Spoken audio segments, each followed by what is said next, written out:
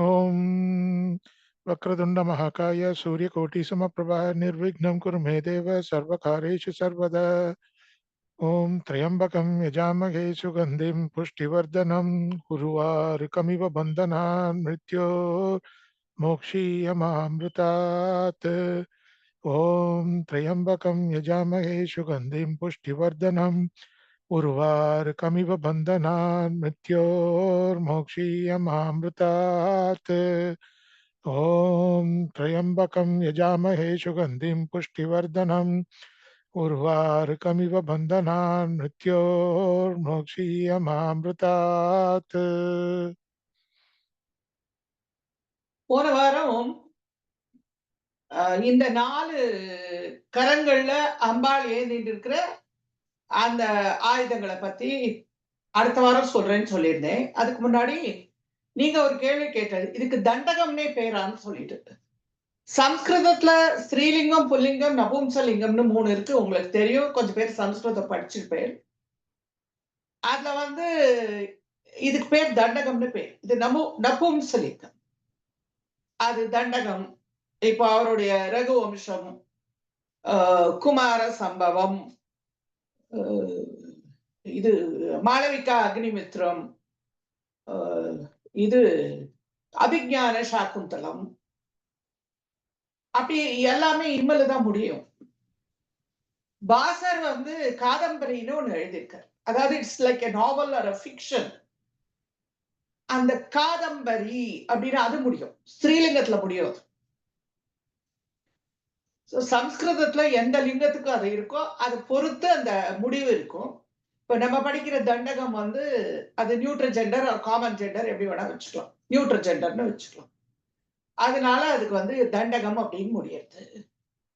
விக்ரமோர் விஷயம், மாளவிகா அக்னிமித்ரம், அபிஞான சாக்குந்தலம் அப்படின்னு எல்லாம் அந்த இம் அப்படின்றதான் முடியும். இது போன வாரம் யாரும் கேட்டீங்க, அதுக்காக சொல்றேன். இப்ப அம்பாளுடைய 4 கைகளில் இருக்கக்கூடிய அந்த விஷயங்கள்லாம் என்ன அப்படின்னு தெரிஞ்சுக்கலாம். சதுர்பாகு சமன்விதாயை நமஹா அப்படின்னு சொல்லி லலிதா சகஸ்ரநாமத்துல ஒரு நாமம் இருக்கு.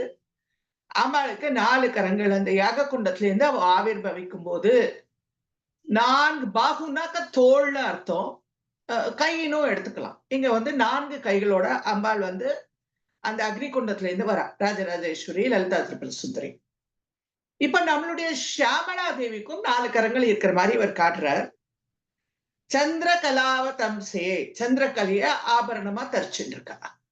அம்பாள் அவளுடைய தலை அழகு, அந்த பூ அலங்காரம், அவளுடைய கூந்தலுடைய அழகு, இதெல்லாம் மறைக்காம அணிஞ்சிட்டு இருக்கா. அந்த கோட்டீரம் அப்படிங்கிற அந்த கிரீடத்தை, அதுக்கு பேரு கோட்டீரம்னு பேர் அந்த கிரீடத்துக்கு, அம்பாளுடைய கிரீடத்துக்கு. கிரீட்கோன்னு ஒரு கிராமம் இருக்கு வெஸ்ட் பெங்கால்ல. அந்த இடத்துலதான் அம்பாளுடைய கிரீட்டம் விழுந்திருக்கு. அம்மாவுக்கு பேரு விமலா தேவின்னு பேரு அந்த அம்பாளுக்கு. எல்லா சக்தி பீடம் அந்த பட்டியல்ல, அந்த லிஸ்ட்ல திஸ் இஸ் த ஃபர்ஸ்ட் பீடம். அந்த விமலா தேவி அப்படிங்கிற தேவி கங்கை கரையில இருக்க அந்த கோவில். ரொம்ப உள்ளுக்குள்ள போகணும், தேடி கண்டுபிடிச்சுன்னு தான் போகணும். நான் போயிட்டு வந்திருக்கேன். அந்த கங்கைக்கு அடுத்த பக்கம் பங்களாதேஷ் வந்துடும், அந்த மாதிரி ஒரு இடம் அது. அந்த இடத்துலதான் அவளுடைய கிரீடம் விழுந்திருக்கு, தலையில வச்சுக்கக்கூடிய அந்த கோட்டீரம் அப்படின்னு பேர் அந்த கிரீடத்துக்கு. அவளுடைய அந்த அழகான கூந்தல், அதுல இருக்கிற மலர் அலங்காரங்கள், அதெல்லாம் மறைக்காம அவ வச்சுக்கக்கூடிய கிரீடம் அந்த கிரீடங்கிறது. அதுக்கு மேல சந்திர கலைய சூடின்னு இருக்கா. அது கூட ஒரு ஆபரணம் மாதிரி அம்பாள் சூடின்னு இருக்கா. அதுல இருந்து ஏற்படக்கூடிய அந்த ஒளி அவளுடைய உடம்பு முழுக்க அது பரவுறது. அது விதவிதமான வர்ணங்களை நமக்கு காட்டுறது. குஜ உன்னதே குங்கும ராக சோனே, உன்னதமான குஜங்களை உடையவள். அந்த குஜத்துல அந்த குங்குமத்தால ஆன அந்த கலவையை அவ பூசிட்டு இருக்கிறதுனால சிவப்பு நிறமாக இருக்கு. புன்றே இக்ஷு பாஷ அங்குஷ புஷ்ப பாண ஹஸ்தே. இக்ஷு கரும்பு, அதனால ஆன வில்ல வச்சுட்டு இருக்கா. புன்றேக்ஷு பாசம், மேல 2 கையில பாசம் அங்குஷம் வச்சுட்டு இருக்கா. இடது கையில இந்த கரும்பு வில்ல வச்சுருக்க, கீழே இடது கையில, கீழ் வலது கையில இந்த பஞ்ச புஷ்பங்களால் ஆன இந்த பானத்தை வச்சுருக்க. நீங்க வந்து லலிதா சகஸ்ரநாமம் உங்களுக்கு சொல்லி கொடுத்திருக்கேன், நீங்க அங்க பார்த்திருப்பேன். ராகஸ்வரூப பாசாட்யாய் நமஹா அப்படின்னு ஒரு நாமம் இருக்கு. அதாவது பீதராக பய குரோதம்னு இந்த ராகம் இந்த உலகத்துக்குள்ள நமக்கு காட்டி போட்டிருக்கிற சில விஷயங்கள், ஆசைகள் சில இருக்கும். அந்த ஆசைகள் நிறைவேறினாக்க ஒரு விதமான சந்தோஷம், நிறைவேறலைன்னா ஒரு விதமான வருத்தம். அந்த வருத்தத்தினால ஏற்படக்கூடிய ஏமாற்றம், அந்த ஏமாற்றத்தினால நமக்கு ஏற்படக்கூடிய கோபம். இது யாருக்கோ கிடைச்சுடுதே, நமக்கு கிடைக்கலையேங்கிற அந்த பொறாமை. இது எல்லாம் நம்மகிட்ட இருந்து நீங்கணும் அப்படின்னு சொன்னாக்க, அம்பாளுடைய இந்த கையில வச்சுட்டு இருக்கால அந்த 4 விஷயங்கள், அத நம்ம தியானிக்கணும். இத ரொம்ப அழகா நமக்கு யார் சொல்லிக் குடுக்குறானாக்க, துர்வாசர் சக்தி மகிம்னா ஸ்தோத்திரத்துல ரொம்ப அழகா சொல்றாரு. பாசத்தை நம்ம தியானம் பண்ணா நமக்கு என்னென்ன கிடைக்கும், அங்குஷத்தை தியானம் பண்ணா நம்மளுக்கு என்னென்ன கிடைக்கும் அப்படிங்கிறதெல்லாம் அவர் ரொம்ப அழகா சொல்றாரு. இப்ப நம்ம வந்து பாஷாட்டியாயே நமகான பாசத்தை பார்த்திருக்கோம். ராகத்தை அழிக்கக்கூடிய அந்த பாசம், அத ஒரு கையில வச்சுட்டு இருக்கா அம்பாள். உங்களுக்கு தெரியும் பாசத்தை யார் மேல தூக்கி போட்டார் பகவான்னு நமக்கு தெரியும். யமதர்மராஜன் மேலேயே தூக்கி போட்டார். அங்க வந்து மரணம் அப்படிங்கிறது ஸ்தம்பிச்சு போச்சு. அதனால அந்த பாசத்தை தியானம் பண்ணா மரணம் அப்படிங்கிறது ஸ்தம்பிச்சிரும். மரணம் இருக்காது. அம்பாள் கையில வச்சுட்டு இருக்கிற அந்த பாசத்தை நம்ம தியானம் பண்ணோம்னாங்க, இனி ஒரு நமக்கு மரணம் கிடையாது. பிறந்திருக்குமே மரணம் இல்லையா? இருக்கு, நிச்சயமா இருக்கு. பிறந்திருக்கோம், மரணம் இருக்கு. அப்ப என்ன செய்யணும்? அடுத்து ஒரு பிறவி இல்லாம பார்த்து, அடுத்தது நமக்கு ஒரு பிறவி இல்லாம பார்த்துக்கணும். அதனால புன்ற இக்ஷு அந்த கோதண்டம் இருக்கு இல்லையா, அம்பாளுடைய கரும்பு வில்லு, அது மன்மதனுக்கானது, அது சிருஷ்டிக்கான காரணமானது. அந்த கோதண்டத்தை தியானம் பண்ணோம்னாக்க, புன்றே மனோரூபேக்ஷு கோதண்டாயை நமகான்னு சொல்லி லலிதா சகஸ்ரநாமத்துல பார்க்கிறோம். மனோரூபேக்ஷு கோதண்டாயை நமகா, அந்த கோதண்டத்தை நம்ம தியானம் பண்ணோம்னாக்க, அந்த இக்ஷு கோதண்டம் அம்பாள் வச்சுட்டு இருக்கக்கூடிய கரும்பாலான அந்த வில்ல தியானம் பண்ணோம்னாக்க இனி ஒரு பிறவி இல்லாம செய்யும். அடுத்து அந்த பாசத்தை தியானம் பண்ணோம்னாக்க பிறவியும் இல்லை, பிறவி இல்லாத காரணத்தினால நமக்கு மரணமும் இல்லை. பிறந்தா கண்டிப்பா இறந்துதான் ஆகணும், அதுக்கு வந்து ஒண்ணும் வழி கிடையாது. ஆனா இனி ஒரு பிறவி வராமல் தடுத்து கொள்ளலாம். இனி ஒரு பிறவி இல்லைன்னா ஜனனம் இல்லைன்னா மரணம் இல்லை. அதனால அம்பாள் கையில இருக்கிற அந்த கோதண்டம் ரொம்ப முக்கியமானது. ஒரு கோதண்டம் இந்த பக்கம், அந்த பக்கம் பாசம். மனோரூப இக்ஷு கோதண்டாயை நமகா அது ஒண்ணு, ராகஸ்வரூப பாஷாட்டியாயை நமகா இது லலிதா சகஸ்ரநாமத்துல இருந்து நான் சொல்லிட்டு இருக்கேன். அடுத்தது அங்குஷம்னு ஒண்ணு வச்சுட்டு இருக்காளே மேடம், அதுக்கு எதுக்கு வச்சுட்டு இருக்கா? குரோத அங்குச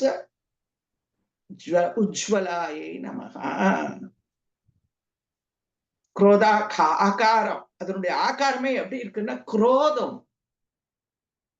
நம்மளுக்கு கோபம், நம்மளுக்கு பொறாமை, அடுத்தவன் மேல விருப்பு வெறுப்பு, அந்த மாதிரி உணர்ச்சிகள் எல்லாம் நம்ம கட்டுப்படுத்துறதுக்கு அம்பாளுடைய இந்த அங்குஷத்தை தியானம் பண்ண.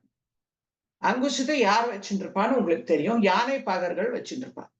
யானையோட மதம் அதை அடக்கிறதுக்கு, யானைக்கு மதம் பிடிச்சிட்டா அதை அடக்கிறதுக்கு உபயோகப்படுத்துற ஆயுதம் அங்குஷம். இந்த மனமாகிய யானை அது கண்டபடி தெரிஞ்சுட்டு இருக்கு இல்லையா, நமக்கு உலகம் முழுக்க சுத்துறது, அதுக்கு ஆசை பாசை நிராசை எல்லாம் இருக்கு.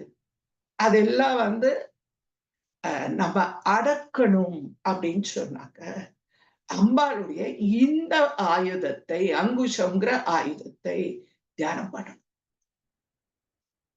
எல்லாம் ஏதோ அம்பா சும்மா வச்சுக்கல, இதெல்லாம் அதுக்கு எல்லாத்துக்கும் ஒரு காரணம் இருக்கு. நமக்கு இதெல்லாம் உபயோகரமா இருக்கு. நம்ம அதோடைய எதுக்கு வச்சுட்டு இருக்க அம்பாள்னு தெரிஞ்சுக்கிட்டோம்னாக்க அதை நம்ம தியானம் பண்ணணும். அப்புறம் இந்த பஞ்சதன் மாத்திர காயை நமகா, அந்த 5 புஷ்பங்கள், பஞ்சம்னா 5 தன் மாத்திரைகள், அதாவது இந்த பஞ்சபூதங்களுக்கு பஞ்ச தன் மாத்திரைகள்.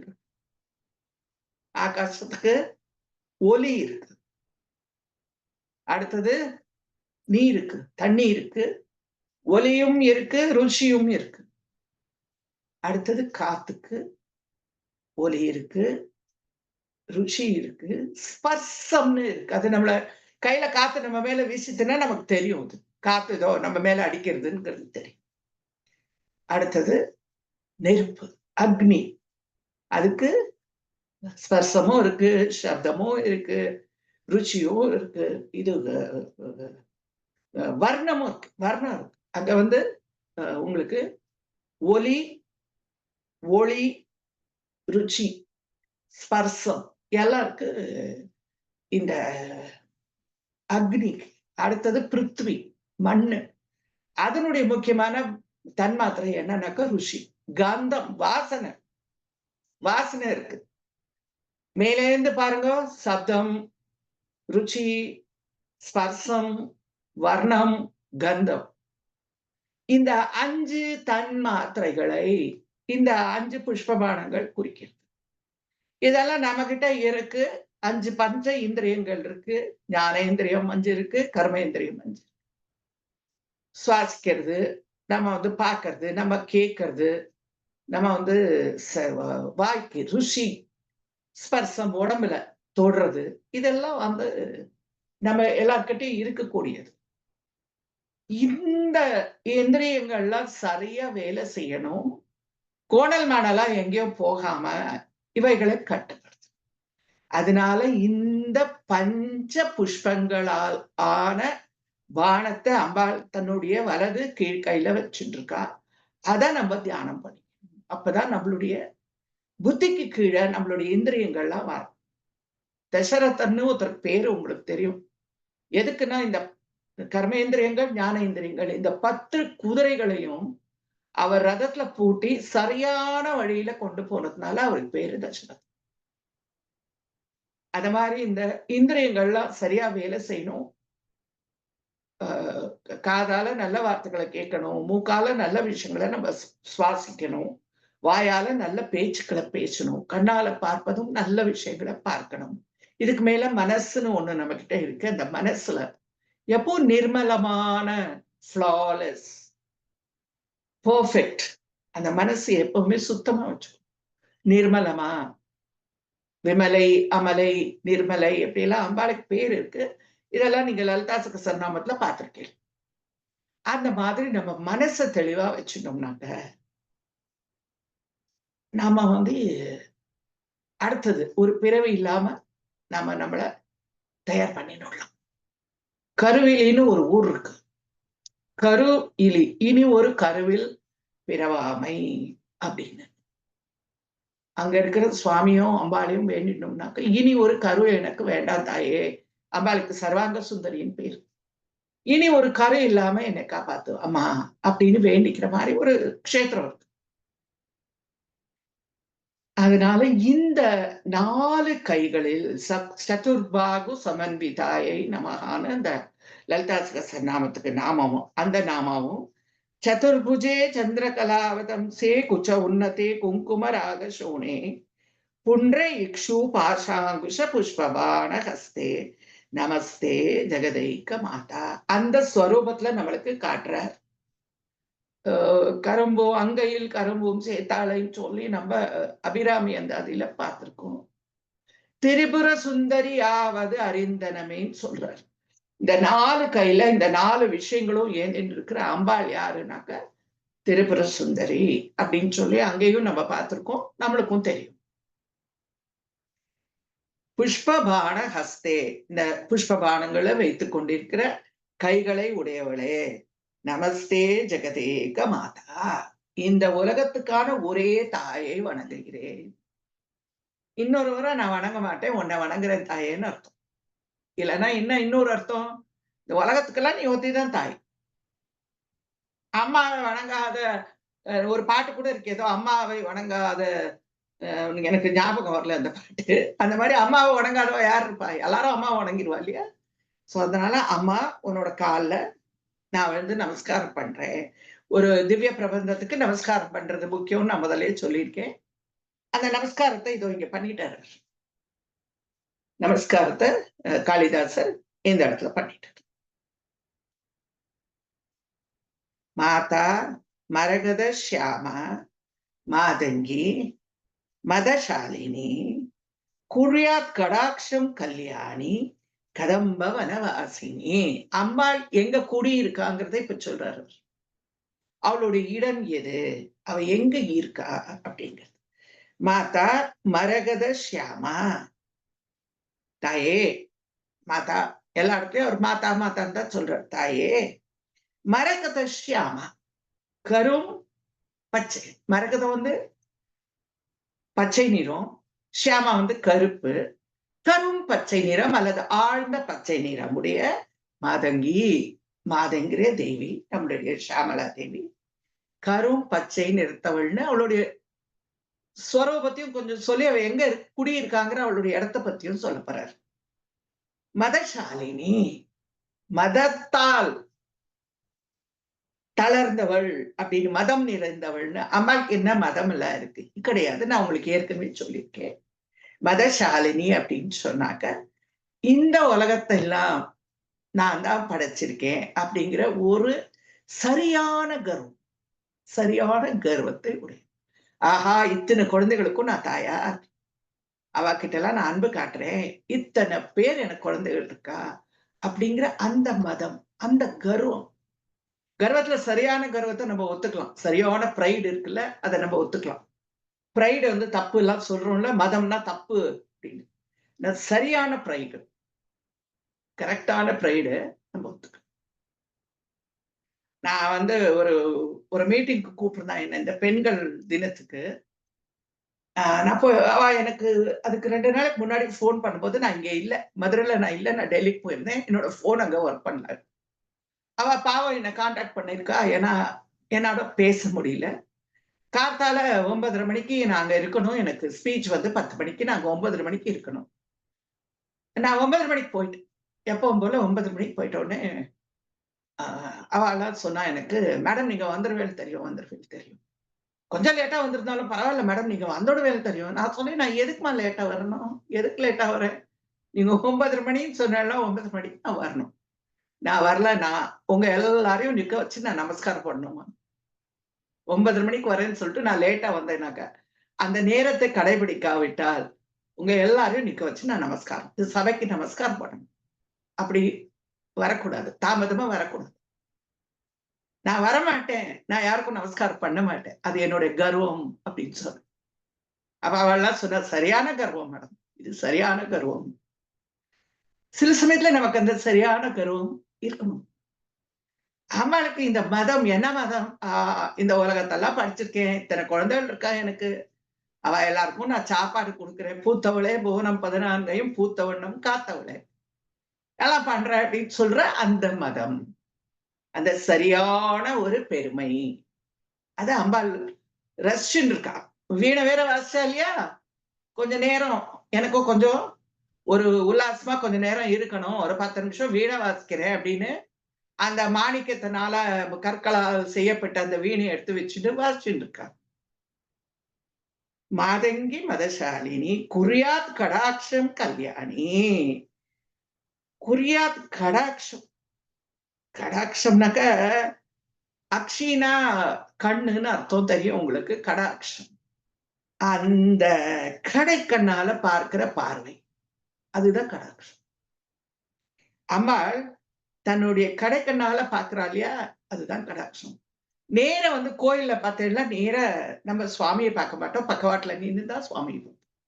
ஏன்னா, பகவானுடைய கண்கள்ல இருந்து அவருடைய கடாட்சம் இருக்கு, கருணை இருக்கு. அத நேருக்கு நேரா நம்மளால வாங்கிக்க முடியாது. ஓரக்கண்ணால, கடைக்கண்ணால அவர் குடுக்கிற அந்த கடாட்சத்த, அம்பாள் குடுக்கிற கடாட்சத்த நம்மளால வாங்கிக்க முடியும். குழந்தைகளால நம்மளால அவளுடைய கண்களுடைய தீட்சண்யத்த தாங்க முடியும். அதனால என்ன பண்றா? கடைக்கண்ணால நம்மளை பார்த்து நம்மளுக்கு ஆசீர்வாதம் பண்றார். குறியா கடாட்சம் கல்யாணி என்ன ஆசீர்வாதம் பண்றா? மங்களங்கள் எல்லாம் நமக்கு கொடுக்குறான். கல்யாணினா மங்கள ரூபமானவளேன்னு அர்த்தம். எல்லா மங்களங்களும் நிறைந்தவளே, மங்களமானவளே, ஹே மங்களே, தாயே மங்களே. கும்பகோணத்துல கும்பேஸ்வர சுவாமியோட அம்பாளுக்கு பேரு மங்களாம்பிகைன்னு பேரு. மங்களம்னா எல்லா விதமான சௌபாகியங்களையும் நமக்கு கொடுப்பவளேன்னு அர்த்தம். சுவாமிக்கு சிவன் நம்ம சொல்றோம் இல்லையா? சிவன்னா என்ன? மங்களத்தை தருபவர்னு அர்த்தம். அவருடைய பத்னி சிவை, அம்பாள சிவைன்னு சொல்றோம். அவள் மங்களத்தை தருபவள். 2 பேருமே நமக்கு எல்லா விதமான நன்மைகளையும் தரக்கூடியவர்கள் அந்த சுவாமியும் அம்பாளும். கதம்ப வனவாசினே, கதம்ப வனத்துல வசிக்கிறதுக்கு ஆசைப்படுபவள். காதம்பரி, அவளுக்கு அந்த பிடிச்ச புஷ்பம் அந்த கதம்ப பூ தான் அவளுக்கு ரொம்ப பிடிக்கும். அந்த வனத்துல வசிக்கிறதுக்கும் ஆசைப்படுறேன். ஏன்னா வாசனையா, குளுமையா, கண்ணுக்கு இனிமையா, ரொம்ப அழகா மலரக்கூடிய அந்த புஷ்பங்கள் நிறைந்த அந்த வனத்துல, காடுன்னு சொல்லல பாருங்க, இந்த இடத்துல ஒரு காடுன்னு சொல்லல, கதம்ப வனத்துல. வனம்னா அழகா பராமரிக்கப்பட்டு அழகா ஒரு விதமான கட்டுப்பாடோட வளர்ந்துருக்கும். காடுன்னா கொஞ்சம் கட்டுப்பாடு இல்லாம இருக்கும். இது வனம். கதம்ப வனவாசினி, அழகா மலர்கள்லாம் மறந்திருக்கக்கூடிய கதம்ப வனத்துல வசிக்கிறதுக்கு பிரியப்படுபவளே தேவி, தாயே அப்படின்னு சொல்லி சொல்றாரு. அவர் எங்க இருக்காங்கிறது, கதம்பவனத்துல இருக்காங்கிறத நமக்கு சொல்லிட்டார். நமக்கே தெரியும், நம்முடைய மீனாட்சி கதம்பவனத்துலதான் இருக்கா. மதுரைக்கே கதம்பவனம்னு ஒரு பேர் இருக்கு. அங்க அந்த கதம்பவனத்துல மலரக்கூடிய அந்த கதம்ப புஷ்பங்கள் தேவிக்கு ரொம்ப பிரியமானது.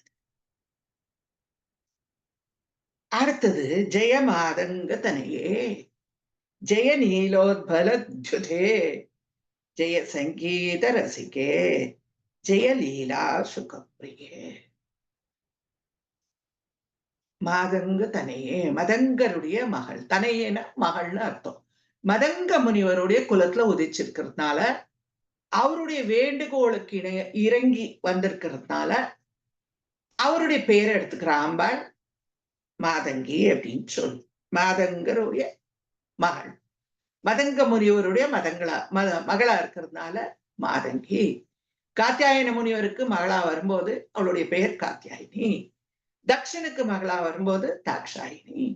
பர்வதராஜனோட மகளா வரும்போது பார்வதி. எந்த தகப்பனார் அவளை வேண்டி கூப்பிட்டுக்கிறாரோ அந்த தகப்பனாருடைய பேர் எடுத்துக்கிறார். நம்ம எல்லாம் அப்பா பேர் இனிஷியல்ஸ் வச்சுக்கிறோம். சில பேர் அப்பா பேரை வச்சுக்குவோம். அப்புறம் கொஞ்ச நாள் கழிச்சு அப்பாவை தள்ளி விட்டுட்டு வீட்டுக்கார பெயர் எடுத்து வச்சுப்போம். அதெல்லாம் கிடையாது. அவ எந்த குலத்துல உதிக்கிறாளோ அந்த தகப்பனாரோட பேரை எடுத்துடுறோம். அப்படிதான் நம்ம அவளை கூப்பிடுறோம். தாக்ஷாயினி, காத்தியாயினி, மாதங்கி அப்படின்னு சொல்றோம். ஜெய மாதங்க தனையே, ஜெய அப்படிங்கிற ஒரு வார்த்தை சேர்த்துக்கிறேன். உனக்கு வெற்றி, உனக்கு வெற்றின்னு சொல்றோம். அம்பாளுக்கு வெற்றி இல்ல சொல்றதுக்கு நம்ம யாரு? இங்க அதுக்கு என்ன அர்த்தம்னா வாழ்க வாழ்க. எல்லாத்துக்கும் ஒரு வாழ்க சொல்லுவோம் இல்லையா? எல்லாரும் தமிழ் தாய் வாழ்த்து சொல்லுவோம். அந்த மாதிரி வாழ்க வாழ்கன்னு சொல்றது அம்பாளுக்கும் நம்ம சொல்றோம்.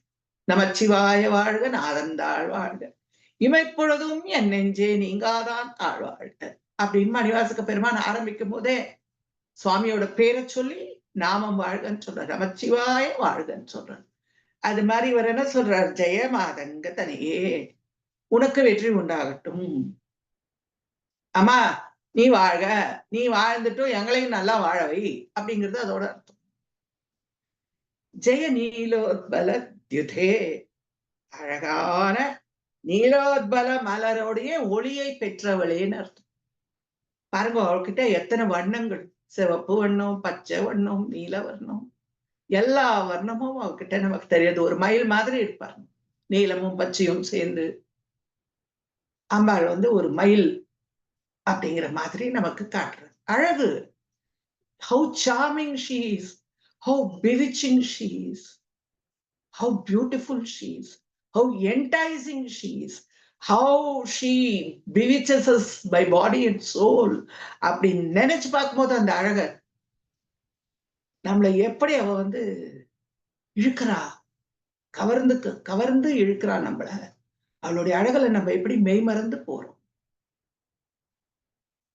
அப்படிங்கறத வந்து நம்ம வந்து உணரணும். இதெல்லாம் உணர வேண்டிய விஷயங்கள். ஜெய சங்கீத ரசிகை. சங்கீதத்தை ரசிக்கிறதுல அவளுக்கு நிகர் அவதான். சரஸ்வதி தேவியே அவகிட்ட உட்கார்ந்து வீணை வாசிக்கிறா. விபஞ்சா காயந்தின்னு நம்மளுடைய சௌந்தரிய லகரில இருக்கு. அவ வந்து சரஸ்வதி தேவி வந்து வீணையை வாசிக்கும் போது அவளுடைய வீணைக்கு பேரு கச்சபின்னு பேரு. அது அந்த அம்பாள் வாசிக்கும் போது நம்ம அம்பாள் கேட்டு ரொம்ப ரசிக்கிறான். எல்லா இடத்துலயும் இசைக்கும் அம்பாளுக்கும் நிறைய உறவு இருக்குன்னு சொல்லலாம். நிறைய அவளுக்கும் இசைக்கும் நெருக்கம் இருக்கு. அம்பாள் வந்து பாதங்கி வந்து வீணையே வச்சுட்டு இருக்கா. அழகா வீணை வச்சுட்டு வாசிச்சுட்டு இருக்கா. எல்லா சாக்தோபாசகர்களும் அம்பாளை வந்து நிறைய சங்கீதத்தினால அவளை நிறைய துதி பண்ணியிருக்காங்க. அவளுக்கு நிறைய பாட்டுகள் வந்து சங்கீதத்தினால பண்ணியிருக்காங்க. நவராத்திரியில் இல்ல 9 நாளும் பாடக்கூடிய பாட்டுக்கு வந்து சுவாதி திருநாள் பண்ணியிருக்காரு. அவருடைய கீர்த்தனைகள்ல பண்ணியிருக்காரு. அம்பாளுக்கு நவாவரண கீர்த்தனைன்னு சொல்லிட்டு நம்ம தீட்சிதர் பண்ணியிருக்காரு. அம்பாளை வந்து சங்கீதத்தினால துதிக்கிறது வந்து ரொம்ப விசேஷம். ஏதாவது ஒரு விசேஷம்னு நம்ம யாராத்துக்கு போனாலும், யார் வீட்டுக்காவது போனாலும் முதல்ல என்ன சொல்லுவா, பாடுங்க அப்படின்னு சொல்லி, ஒரு பாட்டு பாடுங்க அப்படின்னு சொல்லி. அதனால அம்பாள் வந்து சங்கீதத்தை ரொம்ப ரசிச்சு கேட்கக்கூடியவோ, சங்கீதத்துக்கு ரசிகையானவள், சங்கீதத்தை ரசிக்கக்கூடியவள். ஏன்னா அவளுக்கும் சங்கீதத்துக்கும் நிறைய தொடர்பு இருக்கு அம்பாளுக்கு. நிறைய தடவை நான் உங்களுக்கு சொல்லியிருக்கேன். குற்றாலத்துல இருக்கிற அம்பாளுக்கு பேரு குழல்வாய் மொழி அம்மை. அவளுடைய மொழி எப்படி இருக்கும்னாக்க குழல்வாய், குழல் எப்படி இனிமையா இருக்குமோ அந்த மாதிரி இருக்கும். வேதாரண்யத்துல இருக்கிற அம்பாளுக்கு பேரு வீணாவாத விதூஷினி. யாழை பழிக்கும் மொழி அம்மை. யாழ பழிக்கக்கூடிய மொழியுடைய அம்பிகை. அவளுடைய குரல் வந்து யாழ பழிக்குமா. யாழ் வந்து ரொம்ப இனிமையான இசையை எழுப்பக்கூடிய ஒரு வாத்தியம் நமக்கு தெரியும். It's a melodious instrument. அந்த வீணைங்கிறது, யாழ்ங்கிறது. அதை பழிக்கும், யாழை பழிக்கும் குரலை உடைய அம்மை நம்மளுடைய அம்மாள். அவளும் சங்கீதத்தை ரசிக்கிறா.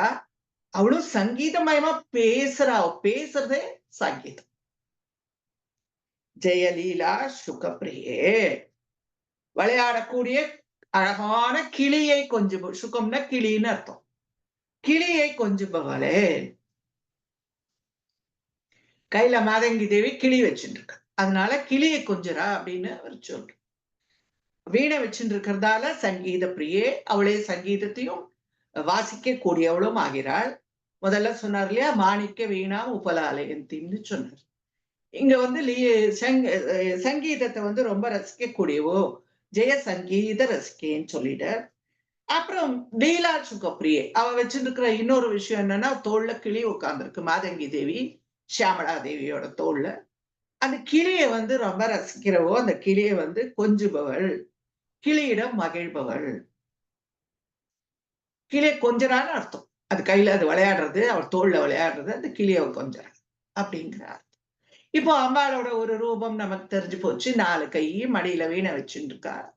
அவ வீணை வாசிக்கிறது மட்டும் இல்ல, யார் வீணை வாசிச்சாலும் அதை ரசிக்கக்கூடிய ரொம்ப பெருந்தன்மையை உடைய ஒரு தேவி நம்மளுடைய அம்பாள்.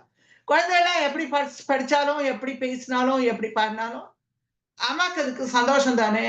இட்லின்னு சொல்ல தெரியாது சின்ன குழந்தைக்கு, அது இல்டின்னு சொல்லும். அது அவ அம்மாக்கு ரொம்ப சந்தோஷம். யார் வந்தாலும் இது எப்படி சொல்றது பாருங்க பாருங்கன்னு வேற காட்டுவா யாராவது வந்தாக்க. அந்த மாதிரி நாம எப்படி வாசிக்கிறோமோ, ரொம்ப அழகா வாசிக்கிறோமா, இப்படி வாசிக்கிறோம், அதெல்லாம் பத்தி அவளுக்கு கவலை இல்லை. அவ அம்மா இல்லையா, சங்கீத ரசிக்க. நீங்க பாடுறதெல்லாம் எனக்கு சந்தோஷம், நான் ரசிக்கிறேன் அப்படிங்கிற தாயார். ஜெய ஜனனி. ஜனனின்னு முதல்லயே சொல்ற. அம்மா, தாயே, மாதா. அதுக்கு இன்னும் கொஞ்சம் ஒரு வார்த்தை, அதுக்கு ஒரு ஈக்குவலன்ட் டேர்ம் வந்து ஜனனி. எல்லாருக்கும் உயிர் கொடுத்திருப்பவள், நம்ம எல்லாரையும் பிரசவித்திருப்பவள். பிரசவித்ரினே அவளுக்கு ஒரு நாமம் இருக்கு. நம்ம ஜனனினாக்க நம்ம எல்லாருக்கும் உயிர் கொடுத்திருப்பவள். சுதா சமுத்ராந்த கிருத்யன் மணித்வீப சம்ரூட பில்வாடவி மத்திய கல்பத்ருமாகல்ப காதம்ப காந்தார வாசப்பிரியே கிருத்திவாசப்பிரியே சர்வலோக பிரியே. ஜனனி, உனக்கு மங்களம் உண்டாகட்டும், உனக்கு ஜெயம் உண்டாகட்டும், நீ வாழ்க, ஜனனி வாழ்க. சுதா சமுத்திர அந்த ஹிருத்யன், அமிர்த கடல். சுதா சமுத்திரம்னா அமிர்த கடலினுடைய அந்த அதுக்குள்ள அதனுடைய மத்தியில, அதுக்குள்ள போய் அதோட மத்தியில போனாக்க மணித்வீப, அங்க மணித்வீபம் ஒண்ணு இருக்கு. ஒரு துவீப கற்பம் இருக்கு, ஒரு மணித்வீபம், மணிகளால ஆன ஒரு துவீபம் இருக்கு. சம்ரூட்ட வில்வாட்டவி, நல்ல செழித்து வளர்ந்திருக்கக்கூடிய வில்வ அட்டவி, வில்வ மரங்களால் ஆன காடு, வில்வ காடு. அந்த அமிர்த கடலுக்குள்ள போனாக்கா அங்க ஒரு மணித்வீபம் இருக்கு. அதுல ரொம்ப அழகா, ரொம்ப பசுமையா வளர்ந்திருக்க கூடிய அந்த வில்வ காடு, அட்டவீனாக்க காடு. மத்தியே, அதுக்கு நடுவுல கல்பத்ருமா கல்ப, கல்ப மரங்களை அப்படியே வரிசையா வளர்ந்துருக்காங்க. கற்பக விருட்சங்கள். கற்பக விருட்சங்களுடைய விசேஷம் என்னன்னா, நம்ம எதை கேட்கிறோமோ அதை கொடுக்கும். அத கற்பக மரங்களுடைய விசேஷம். அது அழகா வரிசையா வளர்ந்துருக்கு அந்த இடத்துல. எல்லாம் ஒரு கட்டுப்பாடோட வளர்ந்துருக்கு. There is a discipline in everything. அதாவது அம்பாள் என்ன பண்ணிடுறான்னா, தன்னை ஒரு கட்டுப்பாட்டுக்குள்ள வச்சுக்கிறான். இத்தனை கட்டுப்பாடுகள் உலகத்துக்கு நான் கொடுக்க கூடாது, கொடுத்திருக்கேன்ல, அப்போ முதல்ல நான் அதுக்கு கட்டுப்படணும் இல்லையா அப்படின்னு அவ முதல்ல இந்த கட்டுப்பாடுகளுக்குள்ள தான் கட்டுப்படுறான். வரிசையா எல்லாமே நல்லா வளர்ந்திருக்கு, எல்லாம் அழகா வளர்ந்திருக்கு, ஒரே மாதிரி இருக்கு. அங்க ஒரு there is a discipline in everything. Kalpataru கல்ப காதம்ப காந்தார வாசப்பிரியே, கதம்ப மரங்கள் வரிசையா வளர்ந்திருக்க கூடிய அந்த காட்டுல வசிக்க விரும்புபவளே, அந்த கதம்ப வனத்துல வசிக்கிறதுக்கு ஆசைப்படுபவளே, மகிழ்பவளே, அங்க இருக்க நினைப்பவளே. ஏன்னா அவளுக்கு மாதங்கி தேவிக்கு கதம்பவனம்னா ரொம்ப பிரியமான இடம். சோ அந்த அமிர்த கடல்ல, inside the ocean of nectar, there is a Mani Dweepam. அங்க ஒரு மணி துவீபம்னு ஒரு துவீபம் இருக்கு. அதுல இந்த கற்பக மரங்கள் நிறைய இருக்கு. அந்த வரிசைக்குள்ள ஒரு கதம்ப வனம் இருக்கு. அதுல வசிக்க பிரியப்படுபவள் நம்முடைய தாய். கிருத்திவாச பிரியே, சுவாமிக்கு கிருத்திவாசன்னு ஒரு பேர் இருக்கு. இந்த அபிசார வேள்வியில சுவாமி பேர்ல ஏவி விடுற யானை, அந்த யானை அவர் என்ன பண்றார், அதோட தோலை கிழிச்சு அவர் உடுத்திக்கிறார். அதனால அவருக்கு கிருத்திவாசன்னு ஒரு பேர். கிருத்திவாச பிரியே அப்படின்னு சொன்னா கிருத்திவாசனுக்கு பிரியமானவளே அப்படின்னு அர்த்தம். அவருடைய பத்தினியே, அவருடைய ராணியே, அவருடைய மனைவியே அப்படின்னு அர்த்தம். அந்த வழுவூர் வீரட்டனம்னு ஒரு இடம் இருக்கு, மாயவரத்துக்கிட்ட இருக்கு அந்த கோவில். அந்த வழுவூர் வீரட்டனத்துல, அது திருமுறை தலம் கிடையாது, அட்ட வீரட்டன தலத்துல ஒண்ணு. சுவாமி வீரதீர சாகசங்கள் பண்ணியிருக்கிற 8 கஷேத்திரங்கள்ல அது ஒரு கஷேத்திரம், வழுவூர் வீரட்டனம். அங்க இருக்கிற சுவாமிக்கு பேரு கஜசம்ஹார மூர்த்தி. அவரு எப்படி ஆடுவார்னாக்கா, அந்த யானையோட தோலை தலைமையில 2 கையாலையும் தலைமையில தூக்கிட்டு ஒரு தாண்டவம் ஆடுவார். அந்த மாதிரி இருக்கும் அந்த மூர்த்தி. அந்த கஜசம்ஹார மூர்த்தி அவ்வளவு அழகா இருக்கும். அந்த யானை அவர் உடுத்திட்டு இருக்கிறதுனால அவருக்கு கிருத்திவாசன்னு பேர். அவருடைய மனைவி அம்பாளுங்கிறதுனால அவளுக்கு பேரு கிருத்திவாச பிரியே அப்படின்னு சொல்றோம். சர்வலோக பிரியே, அவருக்கு மட்டும் பிரியமானவளாமா நீ? எல்லா உலகத்துக்கும் பிரியமானவள், சர்வலோக பிரியே. அம்மாவுக்கு பெரியமானவ இல்லைன்னு யாராவது சொல்ல முடியுமா? எல்லாருக்கும் அம்மா பெரியமானவ தான். அதனால நீ படைச்சிருக்க எங்க எல்லாருக்கும் நீ ரொம்ப பெரியமானவள். நீ எல்லாரையும் விரும்புற, எல்லாரும் ஒன்ன விரும்புறா. ஏன்னா நீ அம்மா.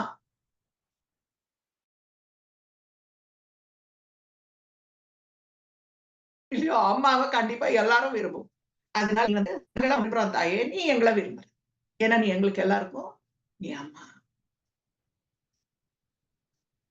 புரியுறதா? ஏதாவது சந்தேகம் இருக்கா? உண்ணாமலே ஏதாவது கேக்குறியா? இல்ல மேம். ரொம்ப தெளிவா இருக்கு மேம். ஆனா வந்து சரிடா எனக்கு கண்ணு. என்ன ஒரு இதுன்னா, ஆதிசங்கரர் சொல்லும்போதும் இதே செட்டப் தான் சொல்றாரு.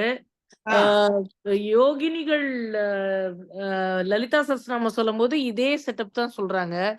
இவரும் இதே செட்டப் தான் சொல்றாங்க. அப்ப அம்பாள் உள்ளபடியே இதே ஒரு செட்டப்ல தான் இருப்பாங்களோ? ஒரு விதமா இருக்காம, இவர் வந்து லலிதா சகஸ்ரநாமத்துல வந்து அம்பாள் யுத்தத்துக்கு போறது, பண்டனோட சண்டை போடுறது, அவ 10 தசாவதாரம் 10 அவதாரங்கள உண்டு மிசைல் மாரி விடுறா இல்லம்மா, 10 விரல்கள்ல இருந்து 10 அவதாரங்கள விடுறா இல்லையா? ஆ. கண்டன் வந்து ஒரு ஒரு அசுரனையும் அவன் உண்டாக்கும்போது, அம்பாள் வந்து கையில இருந்து அ மகாவிஷ்ணுவ வந்து அவதாரங்கள விட்டுன்னு இருக்கா. அந்த மாரி அங்க யுத்தம் பண்றா. கராங்குலி நகோத்பன்ன இது வந்து த தசா சௌமியமான ரூபம். அம்பாளுடைய பிளிஸ்ஃபுல் ஆஸ்பெக்ட். அவ எவ்வளவு அழகா இருக்காங்கிறத மட்டும் காட்டுறா. இது எல்லாரும் ஒன்னாதான் சொல்லிக் கொடுக்கிறாளானாக்கா, அவ மனசுல அம்பாளோட ரூபத்த அவ எப்படி பார்க்கிறாளோ, அத நமக்கு சொல்றா. இங்க சௌந்தரலகர்ல பார்த்தா கூட அம்பாள பத்தி எந்த யுத்தம் பண்ணா, அவளுடைய வீர தீர சாகசங்கள் எதுவும் கிடையாது. அவளுடைய அழகு மட்டும்தான். சௌந்தர்ய லகரி, அழகின் அலை. தரங்கமா வந்துட்டே இருக்கு. அவளுடைய அழகோட அலை வந்துட்டே இருக்கு. தரங்கம். அத வந்து நம்ம வந்து எல்லாரும் ஒரே மாரி சொல்றாளே அப்படின்னா, லலிதா சகஸ்ரநாமம் தானேம்மா உனக்கு பேஸ் எல்லாத்துக்கும். It is the base for all the other scriptures. இல்லையா? ம். எப்ப பண்ணா, எந்த காலத்துல பண்ணா நமக்கு தெரியாது. அப்ப அதுக்கப்புறம் ம். வந்திருக்கிறவா எல்லாரும் அத படிச்சிருப்பா. இப்ப நீ கேட்கலாம், காளிதாசர் என்னத்த படிச்சார் மேடம்? திடீர்னு தானே எழுத ஆரம்பிச்சிருக்காருன்னு. All great men think alike. All great men they think alike. எல்லா பெரியவாளும் ஒரே மாதிரி அவளுடைய எண்ணங்கள், அவளுடைய எண்ண ஓட்டங்கள், அவ அத வெளிப்படுத்துற விதம் எல்லாமே ஒன்னாதான் இருக்கும். The way they express themselves. சங்கரர் சொல்லியிருக்கிறது தான் இவரும் சொல்லியிருக்கார். இவர் சொல்லியிருக்கிறது தான் அங்க அபிராமி பட்டரும் சொல்லியிருக்கார். அதைத்தான் அபயாம்பிகை பட்டரும் சொல்லியிருக்கார். எல்லாரும் அதைத்தான் சொல்றோம். அதனால கிரேட் மென் திங்க் அலைக்.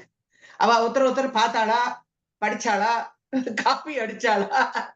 ஏன்னா நம்ம அடுத்தது அதுக்கு போயிடுவோம். அப்படியெல்லாம் கிடையாது. They all think alike. இரண்டாவது எல்லாத்துக்கும் பேஸ் வந்து நம்முடைய லலிதா சகஸ்ரநாமம். அதோடைய காலம் என்னன்னு நமக்கு தெரியாதுமா. ம்.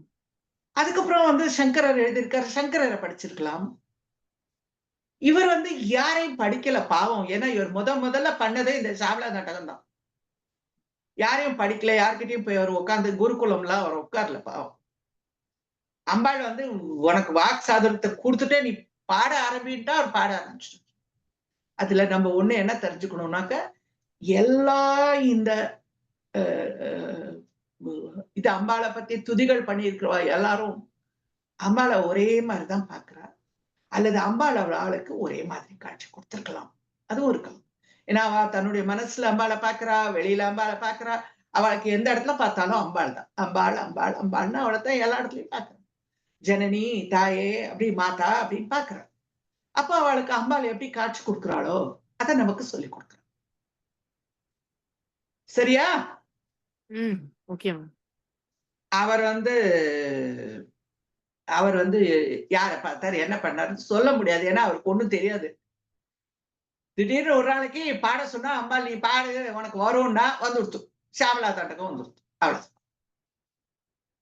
சாதராரப்த சங்கீத சம்பாவனா சம்பிரமாலோல நீபஸ்திர காபத்த சூலீசனா தத்ரிகே சானுமத் புத்ரிகே. இப்போ அம்பாளுடைய ரூபத்தை சொல்லிட்ட. அவ எந்த இடத்துல இருக்கா, அவளுடைய ஸ்ரீநகரம் எங்க இருக்கு அப்படிங்கறதையும் சொல்லிட்டார். இப்போ அம்பாளுடைய கேசாதிபாத வர்ணனை. சில பேர், சில சாகித்யக்காரர்கள், சில வாக்காயர்கள், சில பேர் வந்து எப்படி வந்து அம்பாளை வந்து வர்ணிக்கிறானாக்க பாதாதிகேசுவர், பாதத்துல இருந்து ஆரம்பிச்சு. நீங்க அபயாம்பிகை சதகம் பார்த்தீங்கன்னா பாதத்துல இருந்து அவர் வந்து வர்ணிப்பார், அபயாம்பிகை பெற்றார். அபிராமி அந்தாதி பார்த்தீங்கன்னா சிரஸ்ல இருந்து, அம்பாளுடைய சிரஸ்ல இருந்து வர்ணனை உதிக்கின்ற செங்கதிர் உச்சி திலகம்னு ஆரம்பிப்பார் அவர் அம்பாளுடைய சிரஸ்ல இருந்து. அத மாதிரி இவர் என்ன பண்றாருனாக்க அம்பாளுடைய சிரஸ்ல இருந்து வர்ணிக்க ஆரம்பிக்கும். பாதம் வரைக்கும் அம்பாளுடைய சரணார விந்தங்கள், அவருடைய திருவடிகள் வரைக்கும் இவரும் வர்ணிக்க போறார். அவர் என்ன சொல்றாரு அப்படின்னாக்க, ஆமா, சானுமத் புத்திரிக்கே, மலைமகளே, பர்வதராஜனுடைய குமாரியே, பார்வதி தேவியே, தாயே, சாதராரப்த சங்கீத, ஆரப்தன ஆரம்பிக்கக்கூடிய, பக்தியோட ஆரம்பிச்சு பாடக்கூடிய அல்லது இசைக்கக்கூடிய சங்கீதம், இசை, பாட்டு. சம்பாவனா, அதுக்கு ஏதாவது சம்பாவனை கொடுக்கணும் இல்லையா?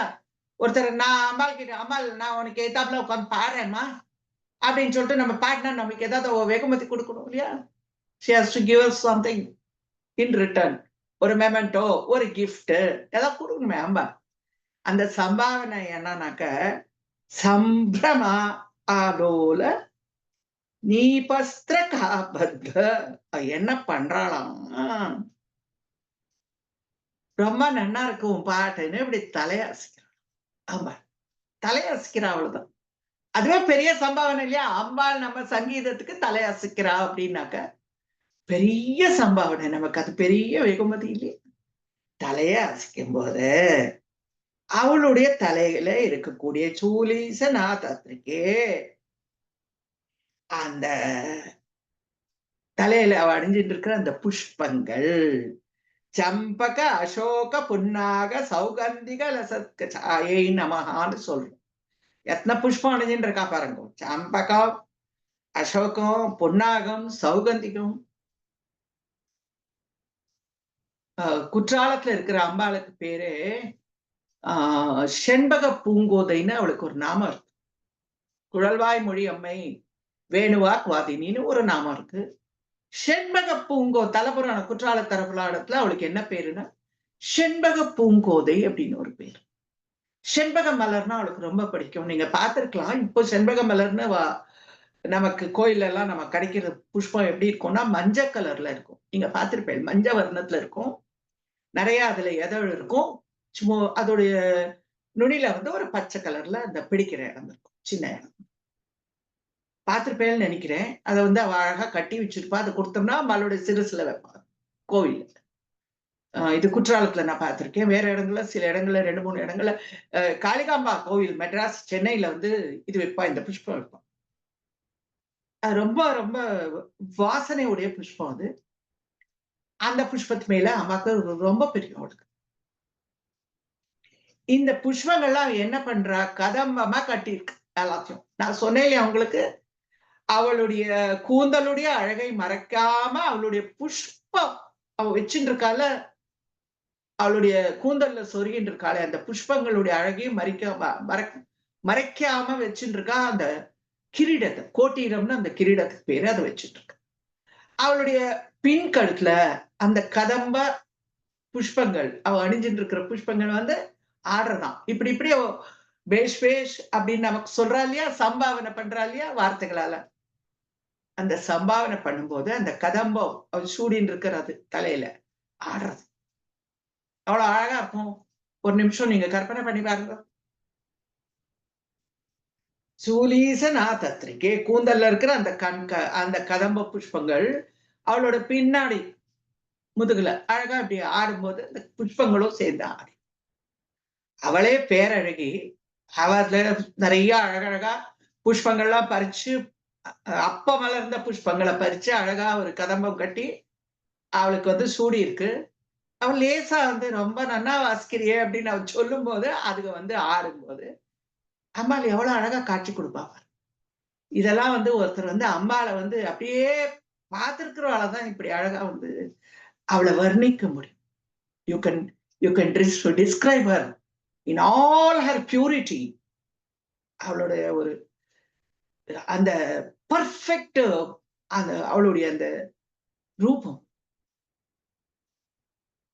அது அவளை தரிசனம் பண்ணவாளாலதான் சொல்ல முடியும். அவருக்கு தரிசனம் கொடுத்திருக்கா, அவர் மனக்கண்ணுல பார்த்திருக்காரா, நேரடியா பார்த்திருக்காரா இருக்கும். அதனாலதான் இவ்வளவு அழகா அம்பாளை வர்ணிக்கிறேன். அவ அழகா அந்த பாட்டை நம்ம ஆரம்பிச்சு பக்தியோட தாயே கேளமான பாடும்போது நம்ம பக்திக்கு மெச்சி அவ கொடுக்கிற சமானம் தலைய லேசா ஆட்டும் போது அவள் கூந்தலில் அணிந்து கொண்டிருக்கிற அந்த கதம்ப பூக்கள் அசையர்தான். அது எவ்வளவு அழகா இருக்கும்னு பார்த்தோம். சேகரி பூத சீதாம்சு ரேகா மயூகாவலி சுஸ்னிக்த நீலாலக ஸ்ரேணி ஸ்ருங்காரிதே லோக சம்பாவிதே. சேகரீபூத, சேகரம்னா தரிச்சுக்கிறது, தலையில தரிச்சுக்கிறது. சீதாம்சு ரேகா ரொம்ப குளுமையான சந்திரனை என்னத்தை தரிச்சுட்டு இருக்கா தலையில? சந்திரனை ஒரு அணிகலனாக ஒரு ஆபரணமாக அணிந்து கொண்டிருப்பவளே தாயே, பிறை நிலவ அந்த கோட்டீரங்கிற கிரீடத்துக்கு மேல அந்த நிலவை தரிச்சுட்டு இருக்கா. அந்த நிலவுலேந்து வரக்கூடிய அந்த ஒளி, ஒளி கற்றை மயூகாவலி, அந்த ஒளி கற்றை. சுஸ்னிக்த நீலாலக, அழகான கரிய கூந்தலை, ஸ்ரேணின கூந்தல், கூந்தலை உடையவளே. ஸ்ருங்காரிதே, அழகா அலங்காரம் பண்ணிட்டு இருக்கிறான். ஸ்ருங்காரம் ரொம்ப அழகா தன்னை அலங்கரித்துக் கொண்டிருப்பவளே. லோக சம்பாவித்தே, இந்த உலகோர் எல்லாராலும் வழிபடப்படுபவளே, எல்லாராலும் பூஜிக்கப்படுபவளே, எல்லாராலும் நமஸ்கரிக்கப்படுபவளே, எல்லாராலும் சரணாகதி பண்ணப்படுபவளே. அந்த அவளுடைய தலையில இருக்கிற அந்த சந்திரனுடைய ஒளி கற்றையினால, அந்த ஒளி வீசுறது இல்லையா, அதனால அவளுடைய கூந்தல் அப்படியே பல பல பலன்னு தெரியாது. ஏன்னா அவள் அணிஞ்சுட்டு இருக்கிற அந்த கோட்டீரம்ங்கிற கிரீட்டத்துடைய மகிமை என்னன்னாக்க, the beauty of that crown is it will not hide Amma's beauty of her hair or her flowers. அவளுடைய கூந்தல்ல அணிஞ்சிட்டு இருக்கிற பூக்களோ அல்லது அவளுடைய கரிய அழகான கூந்தலையோ மறைக்காமல் வைக்கக்கூடியது அந்த கிரீட்டம். அந்த கிரீட்டத்துக்கு மேல வச்சுட்டு இருக்கிறது சந்திரகலை. பூர்ண சந்திரனை வச்சுக்கலாமா, பிறை நிலவை வச்சுட்டு இருக்கு. அதுல இருந்து வரக்கூடிய அந்த ஒளிக்கற்றை அவ மேல விழருது, அவளுடைய கரிய கூந்தல்ல விழருது, அவ முகத்துல விழருது, தமிழ விழருது, எல்லாருக்கும் விழருது. அது அவளுடைய இயல்பான வர்ணங்கள் இருக்குல்ல, சிவப்பு பச்சை, அதோட சேர்ந்து வேற வர்ணங்களை உண்டாக்குறது, வர்ண ஜாலங்களை உண்டாக்குறது அம்பாள் மேல. சர்வ வர்ணாத்மிகே, எல்லா வர்ணங்களும் அவளுக்குத்தான் சொந்தம். அழகா அந்த சந்திரனோட அந்த ஒளி கற்றைகள், அந்த ஒளி சந்திர கிரணங்கள், அதுல இருந்து வரக்கூடிய அந்த ஒளி அவளுடைய உடம்புல இருக்கக்கூடிய வேற வண்ணங்கள் எல்லாம் சேர்ந்து வர்ண ஜாலங்களை நமக்கு காட்டுறது. So beautiful, she looks so beautiful. The rays of the moon, when they fall on the different colors of her body, they form some other color. ரெண்டு வண்ணம் சேர்ந்தா மூணாவது வர்ணம் வரும்ல, அந்த மாதிரி அவ்வளவு அழகா அம்பாள் நமக்கு காட்சி கொடுக்க. சொல்லுமா. இல்ல, எல்லா இடத்துலயும் ஏன் பிறை சந்திரன் சொல்றோம், ஏன் பௌர்ணமின்னு சொல்லாம? என்ன சிக்னிபிகன்ஸ் அந்த பிறை சந்திரனுக்கு பௌர்ணமியை விட? பௌர்ணமி முழு சந்திரனை வச்சுக்கும் போது அவ்வளவு அழகே கிடையாது. அந்த பாதி சந்திர, அஷ்டமி சந்திர விப்ராத தலிக ஸ்தல சோபிதான்னு சொல்லியிருக்க. அந்த பிறை சந்திரனை வச்சுக்கும் போதுதான் அழகு. என்ன ஒண்ணுமா, இன்னொன்னு, இப்போ அம்பாள சுவாமியும் அவ தாண்டவம் அவர் ஆடுவார், அவ லாஸ்யம் ஆடுவார். ஆடும்போது அந்த பிறைச்சந்திரன் எந்த மாதிரி இருக்குமா? அவ சுத்தி சுத்தி ஆடுறா இல்லையா? அப்ப அந்த பிறைச்சந்திரனுக்கு என்ன ரூபம் வரும்? ரவுண்ட் ஆயிடும். It becomes full Moon. அவ ஆடும்போது ஏவா வந்து இதுதான் வச்சுட்டு இருக்கான்னா, அவ ஆடும்போது இந்த பிறைச்சந்திரன் என்னாகும், அப்படி மேல போய் போய் இப்படி வரும்போது அது முழு மதியா தெரியும், முழு நிலவா நமக்கு தெரியும். அந்த கிரசன்ட் அப்படிங்கிறது போயிட்டு முழு நிலவா தெரியும். இன்னொன்னு என்ன சொல்றாரு சங்கரர், அந்த கிரீடத்தை இப்படி கவுத்து வச்சுட்டு இந்த சந்திரனை இப்படி வச்சுட்டேன்னா அது வந்து முழு சந்திரன் ஆயிடும் சொல்றாரு. ஞாபகம் இருக்கா? சௌந்தரலஹரியில அது சொல்லி கொடுத்துருக்கேன் உங்களுக்கு, மறந்து போயிட்டீங்களோ என்னமோ, போய் ரெஃபர் பண்ணுங்க.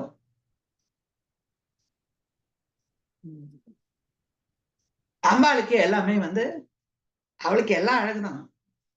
சுவாமியும் அம்பாளும் ஆடும்போது ஒருத்தர் கேட்கிறாரு, அவரு முழு நிலவுன்னு பாடிட்டார்.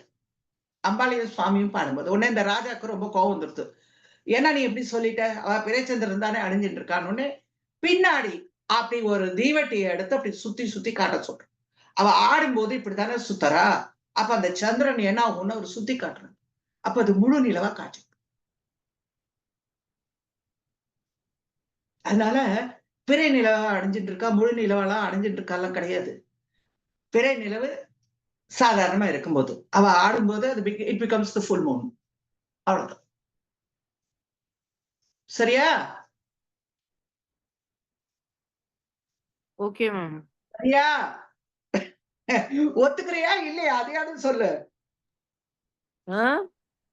ஒத்துக்கிறியா இல்லையா? அப்படின்னு இல்ல மேம்.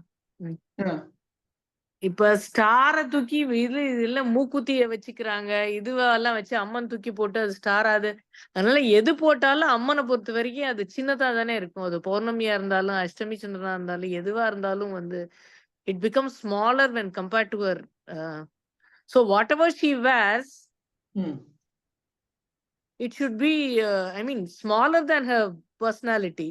அப்படிங்கும்போது எது போட்டாலும் எடுப்பா தானே இருக்கும். அது ஏன் எல்லாரும், எனக்கு ஒரு கியூரியாசிட்டி அவ்வளவுதான். ஏன் எல்லாரும் அஷ்டமினே அப்படியே கற்பனை பண்றாங்க அப்படின்ட்டு. அது அழகா இருக்குமா? அந்த கிரெசன்ட் நீ வச்சு பாரு, அது அழகா இருக்கு. நீ ஃபுல் மூன் அங்க வச்சு பாரு, அவ்வளவு அழகு இல்ல. அம்மாளுக்கு அழகுக்கு அழகு சேர்க்கிறோம், அழகுக்கு அழகு சேர்க்கிறோம். பொற்கொடத்துக்கு பொட்டிட்டு பார்க்கணுமான்னு கேட்போம் இல்லையா? அந்த பொற்கொடத்துக்கு நம்ம போட்டு வச்சு பார்க்கிறோம்.